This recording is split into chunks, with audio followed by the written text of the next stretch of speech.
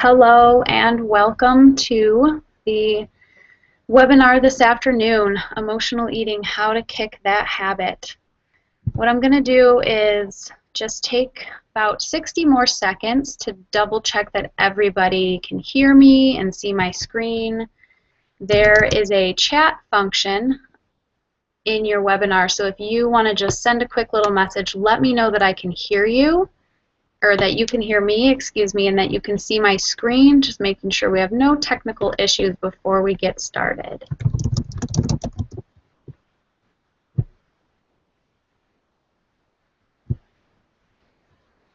And it looks like I am being heard and seen by a couple of you. Wonderful. Okay, so thank you so much for taking the time this afternoon to be a part of this webinar, or whether you're joining us later for the replay. What I hope to bring to you today is that you can take at least one thing from this webinar and incorporate it into your life. So we're going to talk about a lot of different things when it comes to emotional eating, where it begins, what it means to you, and then how we can take control of it, right? And so what I'd like you to do is make sure that you have a piece of paper and a pen so that you can be taking some notes. If you have your worksheet that I sent around beforehand, that eating lifestyle inventory, great, have that available. If not, no big deal, you can go back to that later. But I just want to welcome you again here if you're just joining us. I'm Natalie Peterson. As you can see there on the screen, I'm going to be leading us today. I am coming to you from San Diego, California, where I live here with my husband and puppy Grizzly. And you know, I really wanted to deliver this webinar to you today because I've been on the exact same journey that you're on, that so many other people are on, and that is figuring out how the heck to live a healthy lifestyle and what really works and how do we maintain it. And it's been a long journey for me personally, starting all the way back to high school and then beyond. You know, I've been through the ups and downs with eating patterns, going through different diets and different fads, eating too much, not eating enough, exercising to the point where it's no longer healthy for me. And I've wanted to figure out, how can I maintain a healthy lifestyle? How do I get to the root of all this, and instead of looking outside of to external resources and to other people, I've started to turn within. So that's what I'm going to teach you how to do today, is look inward and find out the answers to your questions through your own wisdom, to what you already intuitively know. And so there's me there. If you haven't seen a picture of me before, I wanted to say hello and welcome. And as you can see on the screen, I enjoy the outdoors. I have been a part of the health and fitness industry for about 10 years now, and had a passion for health and fitness for as long as I can remember. Played sports growing up, coached athletes, went on to become a personal trainer, yoga coach, and nutrition coach as well. And the biggest thing I noticed with all of the people that I worked with is that unless I had time to be talking to them about their personal goals, unless I had time to be talking to them about what drives them, we didn't really get anywhere. So sure, they could get in shape for a specific event, they could lose weight for a wedding, or you know, they could get in shape for a race, but it was always after that event was done, the cycle started again. And I don't know if that sounds like you, if that resonates with you or not, but it certainly resonated with the way I was living my life. I would try out a certain diet. I would look at the latest article that talks about the top 10 foods you shouldn't eat, or the mistakes that you're making in the gym, and I would jump on the nearest bandwagon, and I would hope that it would last me the rest of my life. And what I discovered is that none of that stuff is going to work. And the reason is because those things that we've tried in the past, they don't truly honor what you individually need.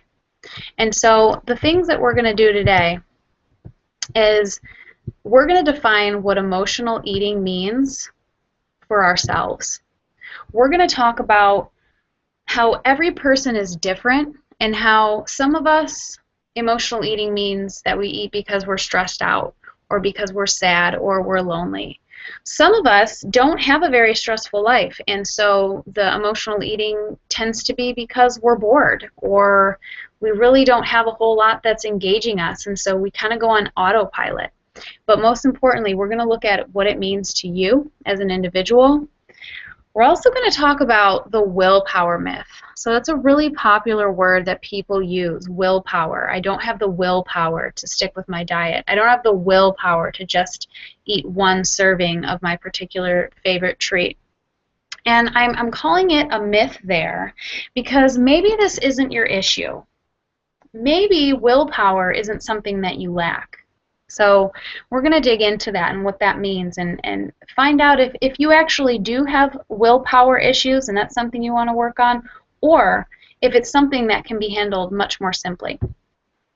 We'll uncover the barriers that are holding you back specifically, define 3 strategies to kick your emotional eating habit, and then lastly, we're going to learn how to break down whatever habits that you would like to stop engaging in. We're going to break it down and find out how exactly can we implement new strategies to make a change.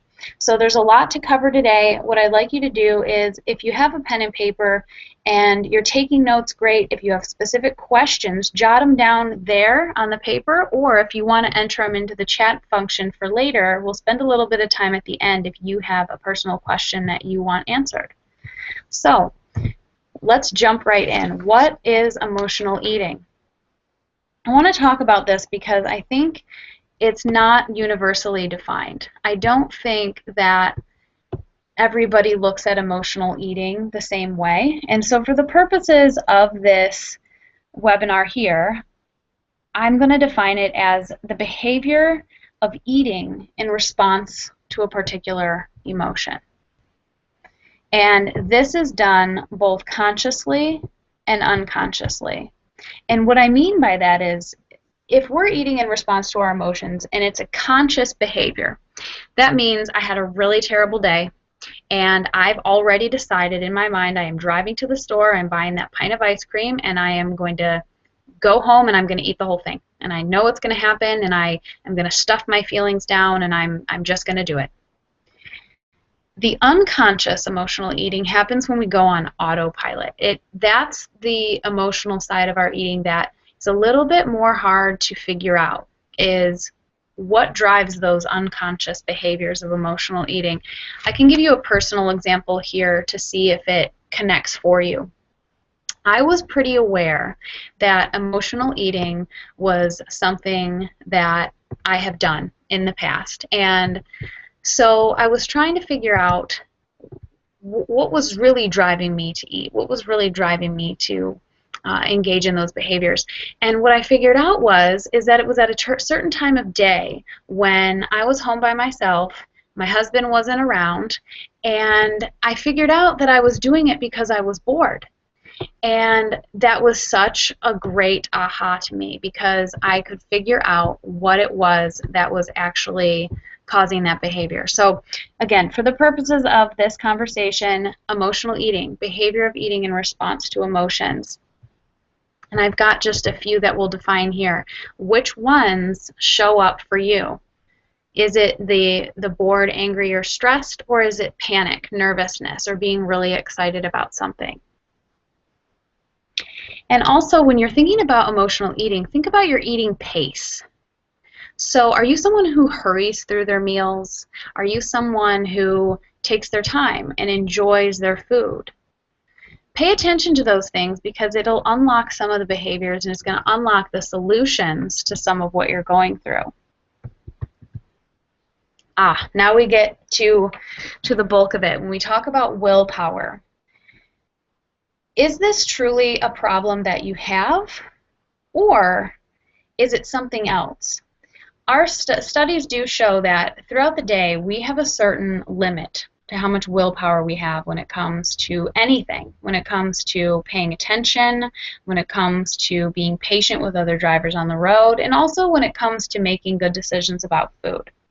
And so willpower, it is a limited resource, but it is also something that gets misdiagnosed a lot. It's something that we tend to say we have a willpower issue, but I'm going to go ahead and suggest that instead of it being a willpower issue, it might be an awareness issue. And the reason I say that is that our awareness has such great metabolic power. And what I mean by that is that when we digest food, it begins in our mind. It begins with seeing the food that we're going to eat. It begins with the aromas that come from whatever is being cooked. We get so much out of the visual stimulation of what we're eating. And on top of that, when we do eat, our brains need to remember that we ate. And so you can see from this picture here on the screen, if we spend a lot of our time eating in front of the TV or eating while talking on the phone or driving in a car, we're not fully present at our plate. We're not fully in tune with what we're doing. And from what scientists have found, 30 to 40% of the digestion that we need to take place in order to get all of the wonderful nutrients from our food, 30 to 40% of that begins in our mind. So we need to be fully satisfied by our food. And most importantly, as I stated just a moment ago, our brain needs to remember that we ate. Our brain needs to remember that we actually, that we took in the food. So take a moment and consider, how often do you sit down and eat while you eat? How often are you paced and leisurely when eating your food? And on the flip side of that, how often is the TV playing in the background when we're eating? I know I'm guilty. How often are we eating through our lunch hour? How often are we rushing out of the house in the morning, grabbing the quickest thing that we can find? And in the moment, it may not seem like that big of a deal. And if we do it every once in a while, you know what? It's not. But what happens is, if we're inhaling our breakfast on the way out the door and in the car on the way to work, if we're working through our lunch hour, and then we get into our car to go home, and we're starving, we're so hungry for dinner that the moment we walk in the door, we know we're just going to grab the nearest thing and just start eating it. Part of the reason is because throughout the day, our brain wasn't able to actually remember that we had anything to eat. All it remembers is that we were half paying attention to something else, that 30 to 40% of the digestion phase was given towards our work, towards driving, and the other part of us was kind of putting something in our mouth, but we're still really hungry. So I really want you to take note of that and maybe do a little reflection either in the moment now or later on how many meals are we aware for.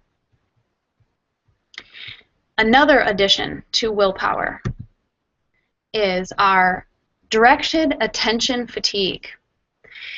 Directed attention fatigue is something I learned about many years ago at the University of Michigan. I took an environmental psychology class, and I never realized what an impact this idea of directed attention fatigue would have on the rest of my life.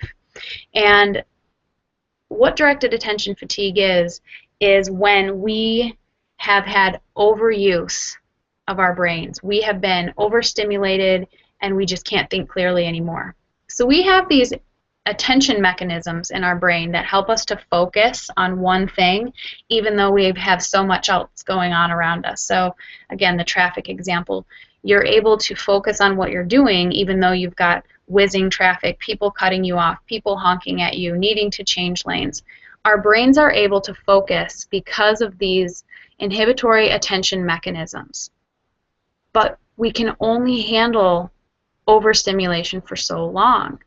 And what happens is, as a result, from being stimulated all day, from our computers to our iPhones to people calling us, emails pinging, webinars playing, all the things we have going on, we experience temporary fatigue of these mechanisms. And what it can do to us is it can change our emotions. It can make us restless, confused about, really what we should do next. It can make us bored and irritable, reckless. And the reason I'm bringing it up here today for our webinar is it can make it so that we don't make the decisions that we would normally make when it comes to food. So have you ever noticed after going for a walk or after exercising, really any time that you spend away from stimuli, maybe it's on a vacation where you're outdoors a lot and you really are just getting to relax and recharge your brain, do you ever notice how you tend to make better decisions about food? Whether it's with the quality of what you're eating or whether it has to do with the mindfulness you're paying to food. So there's a decrease in emotional eating during a time like this. Well, I would argue that it's because our directed attention is restored and we're able to make decisions on purpose. We're able to have control and power over the emotions that we're feeling and therefore make informed decisions, make conscious decisions, instead of coming home from a long day and first thing we do is come in the door, flip on the TV, sit down on the couch with a bag of chips. It feels great, but it's also a result of this directed attention fatigue. So maybe willpower isn't your problem. Maybe willpower isn't something you struggle with. Maybe instead it's the awareness of what you're doing as well as directed attention fatigue. So if we experience directed attention fatigue or if we experience these lack of awareness time periods, what can we do about it? Because our days are not going to change for the most part. We're still going to be busy. We're still going to be overstimulated. But there are a few things we can do on purpose to get to the root of this emotional eating cycle. And when it comes to renewing directed attention, these are a couple of things specifically that you can do is take a walk outside. It would be glorious if we could step outside our office, go for a walk in the woods or along the beach, but even a neighborhood would do. Anywhere where you can be turning a corner and not quite sure what you're going to experience next. You notice the buildings, the architecture. So as you're walking, take deep breaths, and even 5 to 10 minutes will do. It will recharge your brain in a way that our iPhones, a YouTube video, even a webinar can't do. We need time to just disconnect and breathe. And then, of course, the last one being sleep. So making sure that you're always well rested so that our brains can make the best decisions. So as we move forward, thinking about which one is it for you? Do you still truly believe that it's a willpower problem? Or might it lie in awareness or that directed attention, that overstimulation of your day? So I'm going to argue that each one of us that listens to this today needs something different. Everybody is going to need to approach their eating, their nutrition, their lifestyle in a very specific way because of the things that make you up physiologically and because of the things that you have to do every day. If you have children, your patterns are going to change. If you work a ton of hours, you work midnights, if you work very early in the morning, you're going to have specific things that are different to your routine as compared to mine. But one thing I think we all have in common is that we all go through cycles. We all go through patterns. We all can stay focused and committed for a certain amount of time, and then it starts to break down. So what I'm going to suggest now as we start getting into this idea of emotional eating and what is it and how do we tap into it is I want to talk about our gut wisdom. I want to talk about our emotional center. So many of us are driven by, as you look at this, this figure here, we're driven by our head, our crown chakra, or even our third eye, our awareness. We're driven by our brains. We want to know what the next best thing to do is. We want to know what the next trending article is. We want to know what foods we should eat and which foods we shouldn't. We want other people to tell us. What I'm going to suggest here today is that what we need is so specific to us that we need to instead look to our solar plexus. We need to look to our gut. We need to look internal to the power that we already have. And this is something that a lot of us here in Western culture don't do enough. We use it in our everyday language. You hear people talk about having a gut instinct, or that they couldn't quite stomach that decision, that they had a feeling about something. We all point back to our gut. We all know those phrases and what they mean. But I don't think we access them to their full capacity. And we also, when it comes to our gut, we tone our abdominals, we do sit-ups, we want to really work out the muscles around our core, around our gut, but we don't do anything to heal what's inside. So that's what I'm suggesting today, is that we work from the inside out as what I believe is the best way to get to where you're going and get to where you can reach your goal and maintain it, is to work on yourself from the inside out. So when I talk about gut wisdom, the reason why it's so important is because we have a whole system within our gut, the brain in our belly, that is a collection of nerves. There is so much hardwiring going on there, not only to digest our food, but to process emotions, to process the things that are going on in other parts of our body. And because it's our emotional center, we hold so much tension here. The example I gave earlier of coming home, turning the TV on, grabbing that food, and just eating, that's a way that we stuff down our emotions. We bottle them up. We stuff them down. If you ever get things like acid reflux, or just kind of that tight feeling in your chest or stomach, it's those emotions being held and wound nice and tight. And so thankfully, we do have a solution to this. We have a way to access the brain in our belly.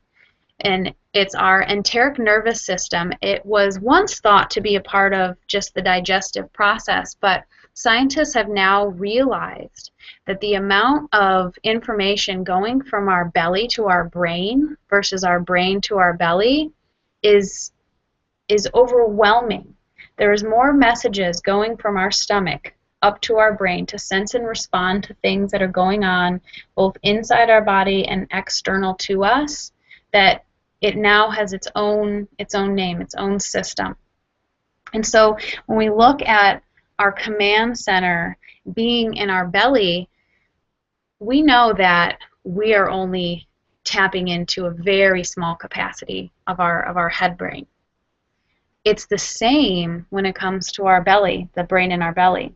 And so what I'm going to encourage, and what I want to teach you today, is how do we tap into this? How do we make sure that we are utilizing the capacity of our gut wisdom? And one of the ways we do that is by eliminating some of the noise outside us. All of the experts that are publishing the latest trends and sometimes arguing against one another. I, for one, know that there are fantastic people out there doing great work in the nutrition arena, but I've got to say it's a little overwhelming. It's a little bit challenging to take in all of the new theories on one day milk is good for us and then it's bad. Egg whites are the only way to go, and now we should eat the yolk. We should eliminate carbohydrates. We shouldn't eat bananas because there's too many sugar. It's just too much. It's too much for us to take in, and I really hope I'm not the only one that feels that way. And from what I've talked to with other people is that I'm not. I'm not the only one feeling overwhelmed when it comes to what to do when it comes to our nutrition. I hear a lot about what I shouldn't do, but not a whole lot about what's going to work. And the reason that we feel overwhelmed is we were not created for this high-fat diet. We were not meant to sift through all of the information coming at us from all angles. And the greatest analogy I can think of when I recall things I've read about this is that you'll never go out in the wild and see a lion having anxiety or panic about what to eat. They won't be looking at the zebras out there grazing trying to decide which one has the best protein to fat ratio and, oh, I don't know, is that one really going to be the healthiest for me? They just go after it and they eat it because they intuitively know. And the thing is, so do we. We know. And the reason that you can know for sure that you have this ability to untap this power is that you know in your own life when you feel joy and satisfaction, you know when you feel relief, you know when you have a gut instinct about something, you know when you've had just a feeling that you couldn't explain. All of that is your gut telling you what you need to do. And so I'm going to suggest to you that it's going to be the same way when it comes to emotional eating and when it comes to getting control of nutrition habits, lifestyle habits, and figuring out what really works for you. Because I could sit here and I could list all the healthy foods that I like and that work for me, but you already know all that. You already know what's healthy and what's not, and there may be some foods that you enjoy that, you know what, really aren't that healthy, but they make you feel pretty good. You know, we all know the difference between, you know, a treat food that leaves us feeling fantastic and energized and just we really needed that versus the stuff that makes us feel sluggish and weighed down. So as I say that, as I talk about some of the things in regards to the treats that make us feel good, that's because pleasure also has extreme metabolic power. As I mentioned a few slides back, 30 to 40% of our digestion happens because of what we smell, what we see, and what we taste, but also what we tell ourselves about what we're eating. So when you see this little kid enjoying the heck out of those strawberries, do you enjoy your food that way? Is it also the same for you? So think about these questions just briefly here. Do you deny yourself the foods that you love? I know that I'm guilty of that. And I also know that it's no way to be.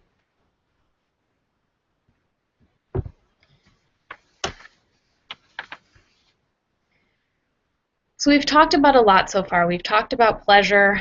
We've talked about awareness. We've talked about willpower. But what about these strategies that I've promised? What about how in the world am I supposed to get a handle on this emotional eating? How am I supposed to do this? And what I'm going to suggest first and foremost is that you engage your gut wisdom. And here's how you do it. So I talked about what it is. Hopefully you're on board with what it means. But the ways to engage your gut wisdom are to breathe deeply into your belly before eating a meal. And this one's really important, and it's probably the hardest one to do, especially if you're like me and you're fast-paced and you know you need to slow down. So before you're eating, before you begin to eat a meal or a snack, asking yourself, am I about to eat in a stressful state? Am I about to eat in an unaware state? Just that simple question, and take some breaths into your belly. And I'm going to go ahead and talk you through that. If you aren't quite sure how to belly breathe, this is a really good exercise to do at any time. It's not something you need to do all the time, but to be able to breathe oxygen down into your abdominal region is going to be extremely helpful for calming you down if you're ever in a stressful situation or if you're ever needing to focus. And it aids in digestion. Wherever your focus and energy goes, that's where your oxygen is going to go as well. And in order to enhance digestion, we need to increase the amount of oxygen that goes into our bellies. And when we're constantly tense and constantly clenching up down there, whether we know we're doing it or not, it limits the amount of oxygen and blood flow that we can get to our abdominal region. So if you're able to with me now, or maybe you can try it later, just take a nice upright position in your chair. You can also do this standing up or laying down. But sitting nice and tall, go ahead and close your eyes and just pay attention to your breath. Don't try to change it. Don't try to do anything differently. But just pay attention to your breath and hear it come in and out of the nose. We're going to go ahead and seal the lips. And observe whether or not your breath is shallow, whether it's constricted, whether you find it difficult to breathe.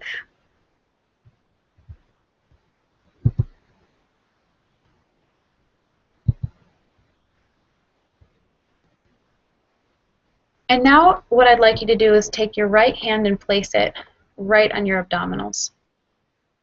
And as you breathe in, I want you to pull that oxygen all the way down into the bottom of your lungs and feel your right hand just push away. And upon your exhale, pull your abdominals back in and feel the movement of your right hand back in towards your spine. A couple rounds just like that. On the inhale, pulling that air all the way down, your belly expands. And as you exhale, drawing the abdominals in, the belly comes back towards your spine. Take 3 more rounds of breath like that, tracing the inhale and watching the exhale flow out.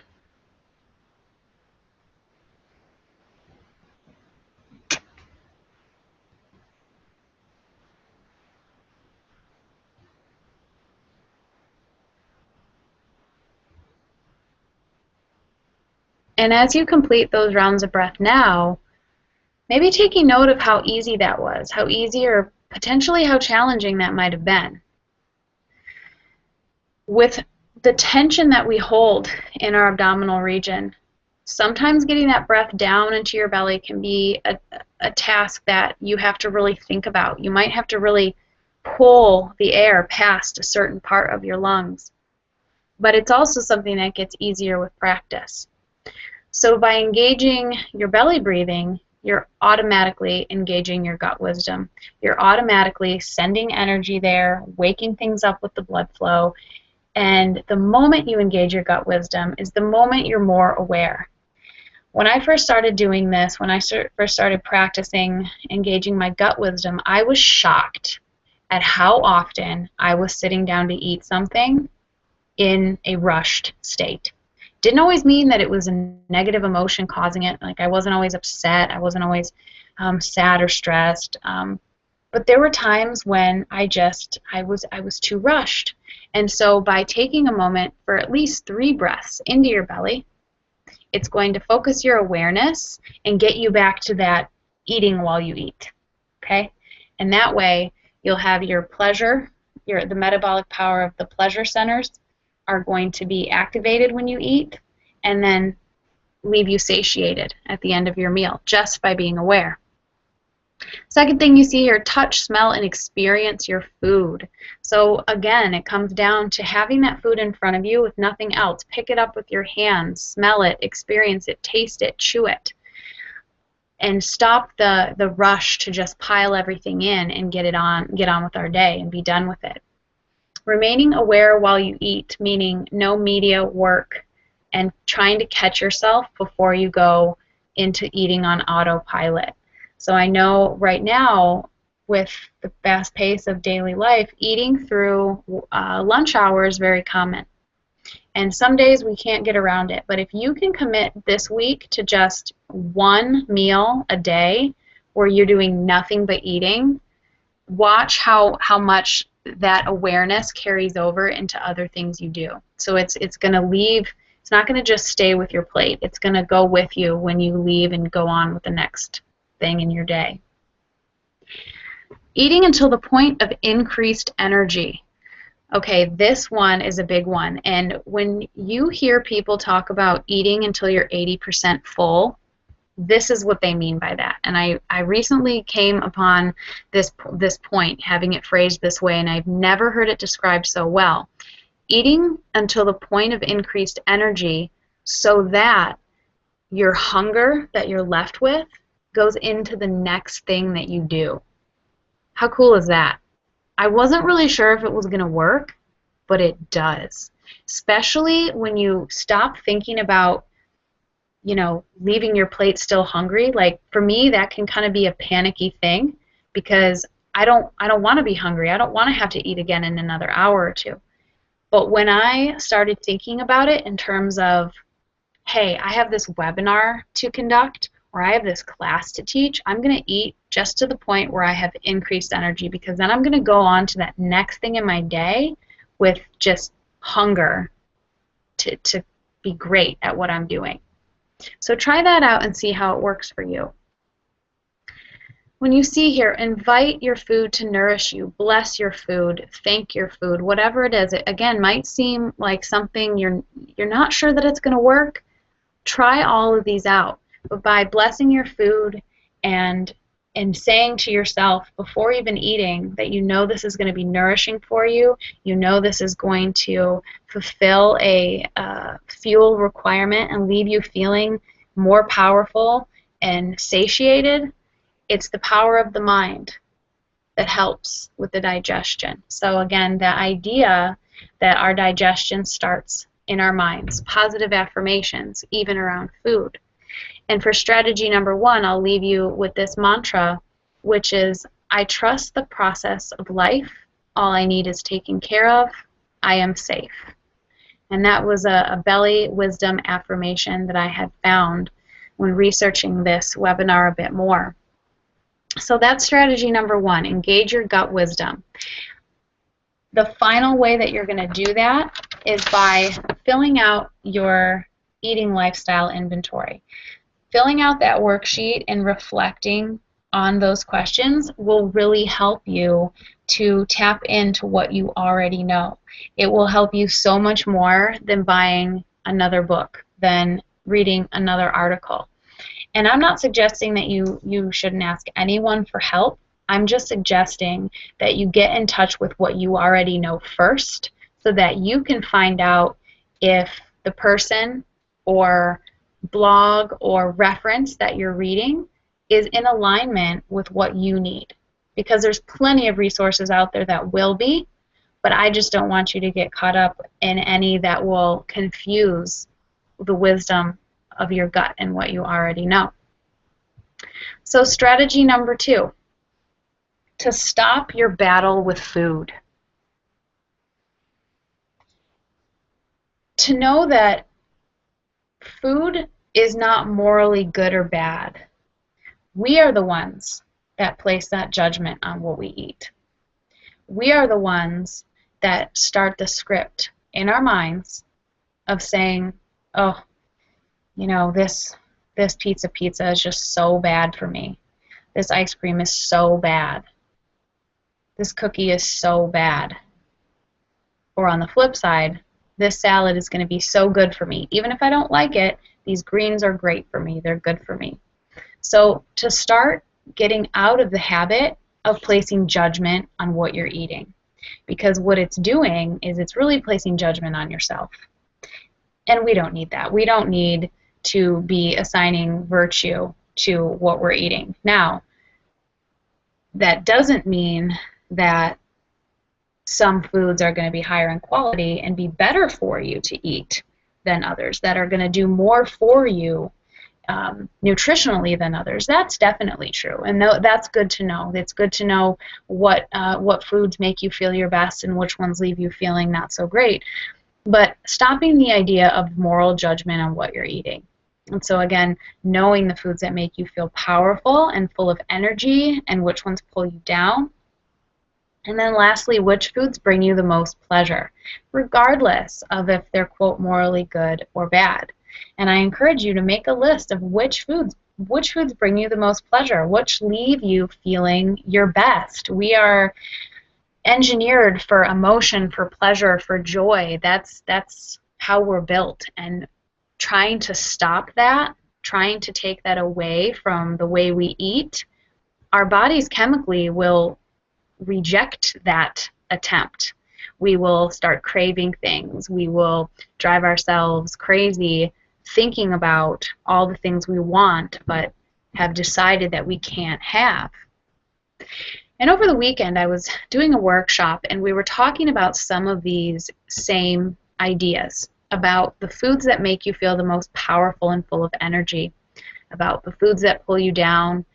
And as we shared with the group, I thought people were going to want to talk about the foods that pull us down and how we need to stop eating them. Well, I was really surprised when a woman volunteered to share a food that made her feel powerful and full of energy, and that was a piece of whole wheat toast with tuna salad on top and sliced green apple. My first thought was, that sounds delicious. That was a great little recipe tip. But what she told us was even more powerful, and that was that she couldn't remember the last time she had made that for herself.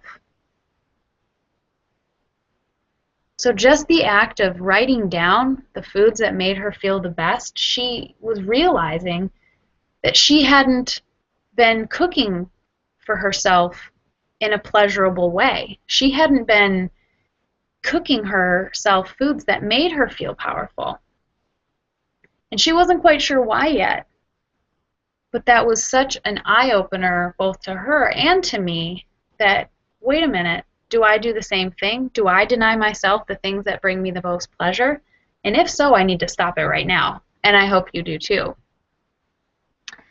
Last strategy is going to be to invite your emotions in. So when we talk about emotional eating and how to kick the habit, here's the secret. We're never going to not be emotional people. We're never going to not be emotional beings.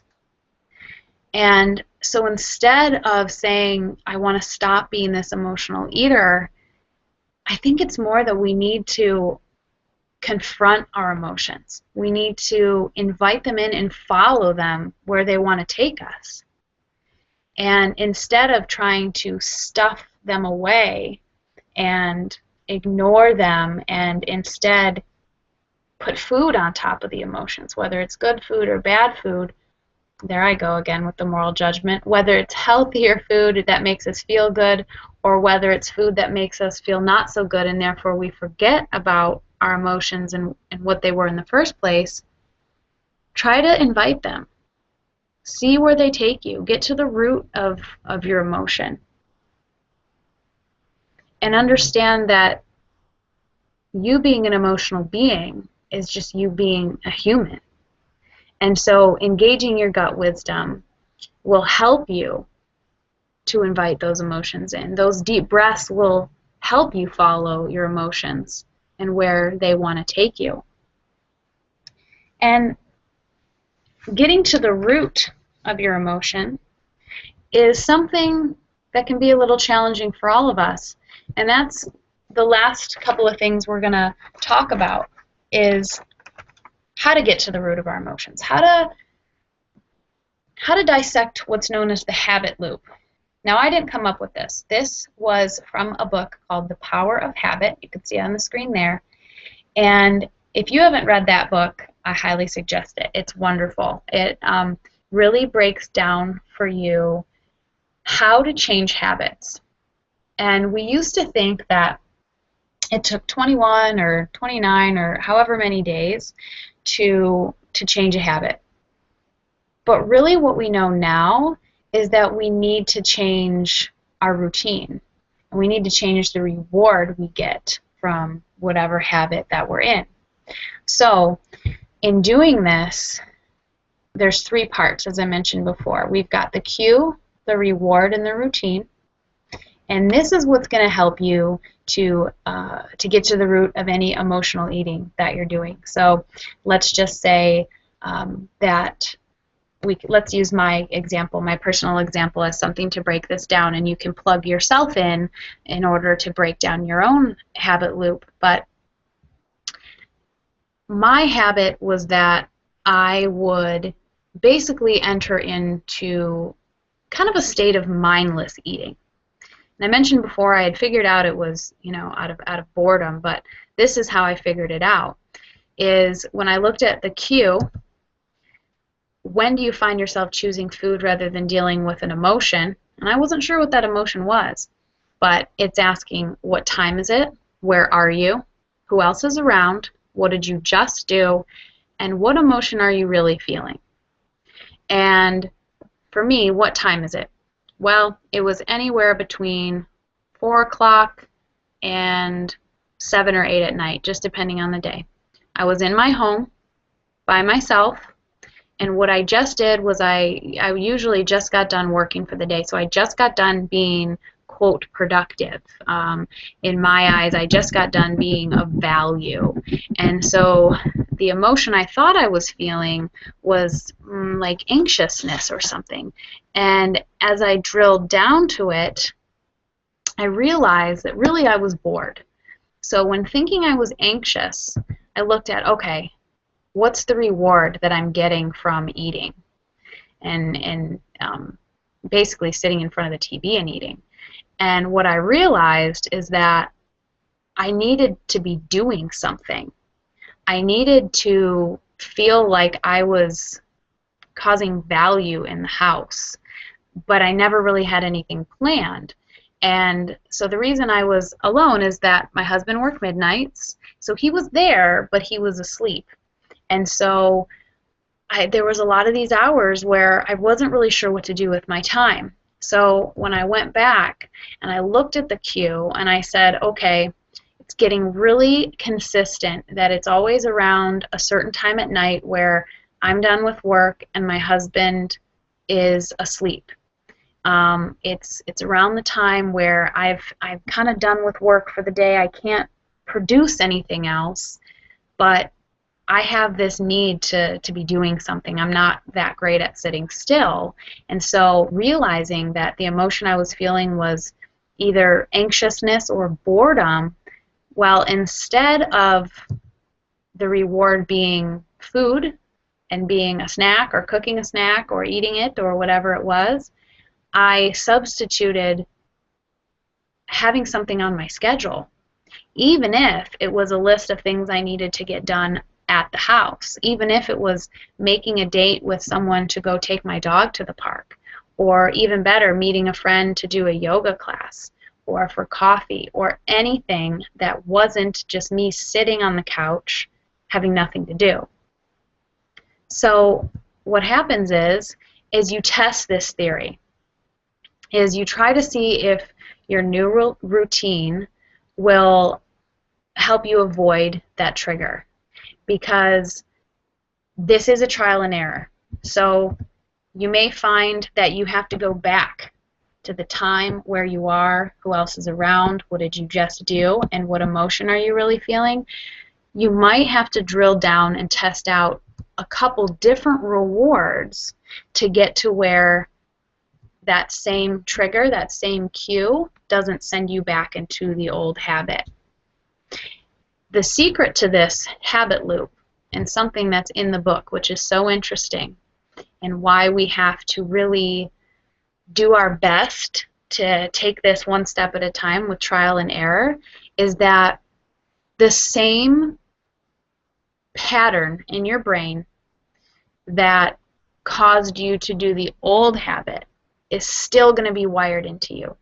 So when work ends, for me, when my husband's still sleeping, my brain still wants me to go, grab something to eat, sit on the couch, turn on the TV, and just eat and do nothing. That's what my brain is still lighting up and wired to do. However, the more I fight it with my new routine, the more I have things planned, the easier it is to avoid my old routine. So that's why it'll be trial and error. It's not going to be easy to do, but with this process, hopefully it can help you simplify and break things down so that you come up with a new routine that gives you a reward. So for me, when I'm done with work for the day, I will have something else productive planned because it provides me with something to do which I need in order to feel worth.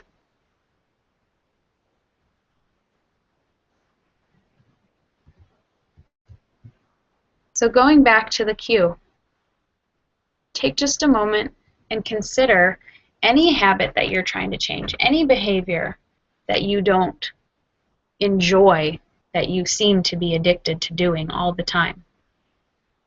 Which one of these is your cue?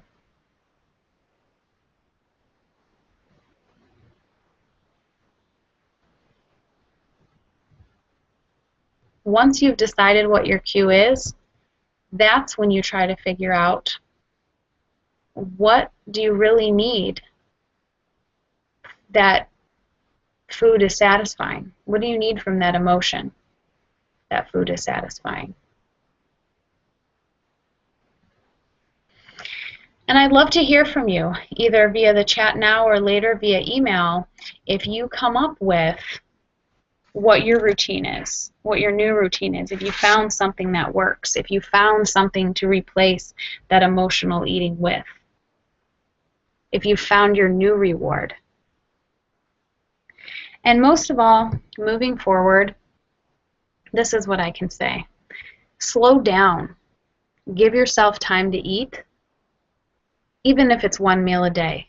Even if you have to be the person who's eating in their car, make sure the car is stopped. Get to work a couple minutes early so that you can allow yourself to be sitting down and slowed down when you're eating. Breathe deeply before consuming food so that you can bring awareness back within, internal. There's so much that's demanding your attention in the outside world, and very, very seldom does that really change unless we make it so. So bringing your awareness back into yourself and inviting your emotions in, inviting in what you're feeling. So much of the time, the scariest thing about doing that is just really facing what we're feeling and having to realize really what it is that's going on with us. But if we're ever going to conquer this, quote, emotional eating loop that we're in, we have to figure out why it is that we're doing it. And to set an intention with your meal or your snack, especially if you're somebody who thinks that they have a willpower problem, or someone who tends to just eat and eat and eat and not stop, whether it's conscious or unconscious. Set an intention with your meal before consuming it, knowing that this food is going to provide you the nourishment that you're looking for. And lastly, give yourself a break. None of us were wired to be perfect. None of us were wired to be healthy all the time. And none of us were wired to never make mistakes. And we're all on this same journey together. We're all on the same journey of trying to live a healthy lifestyle and not comparing ourselves to other people. Because if I can tell you one thing about that, when we look at comparing ourselves to other people and, well, they seem to be doing this better than me, or they've got that better than me, we don't ever know someone's story. We don't ever know what they're struggling with. And we don't ever know what emotions they're having to deal with. So give yourself a break and look internal. Look for yourself for guidance. And once you know what you need, use that as what you compare against when you're looking externally for any sort of information, for any articles, and make sure it aligns with you. If you have a gut feeling that this person isn't really speaking to what you believe or what you think your body needs, you're probably right. Okay? So again, I really hope that this webinar was helpful for you. I hope that just one thing resonated. If you took the hour and just even one thing that I said today or that you reflected on was something that will help you, then I consider this a success. And what I'm going to do is open it up. If anyone has any questions now here on the webinar, go ahead and type it into the chat box, or if you would prefer to ask me any questions via email, I'm always open to answering questions or to helping you to break down your habit loop, or giving suggestions for mindfulness, for any of that, for anything we talked about today. So I'll just go ahead and sit back and see if anyone has any questions before we end today. And thank you, though, for being here, for taking the time and investing in yourself. That's what this is today.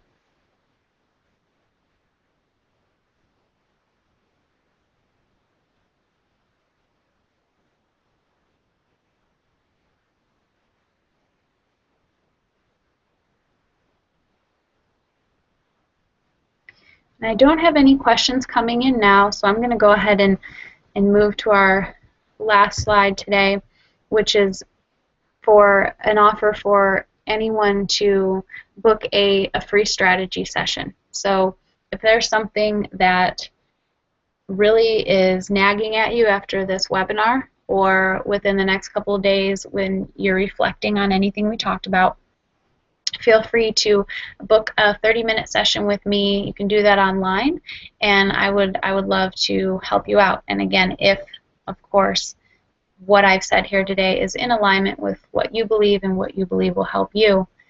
And I will be sending the replay of this link around to you if you signed up for the webinar. So if there's certain slides you want to see again, certain questions, you'll be able to do that. And look out for my next webinar that I'll be doing next week. And if you have any topics that you would like explored, please let me know, and I will do that for you. So again, thank you so much. Above all, breathe, be present, and look internal to find what you need. It's there, and this journey is one that takes time, and luckily we are looking to be healthy for a lifetime and not just for a couple of weeks, so we've got time. Take it slow, and again, enjoy the rest of your day, and if there's anything I can do for you, please let me know. Oh, and we just had one question come in. Do we have access to see your slides again? Yes, I'll be taking this is recorded, and I'll be sending out the link so that you'll have access to everything, the whole webinar, everything I said, all the slides that are there. Does that help?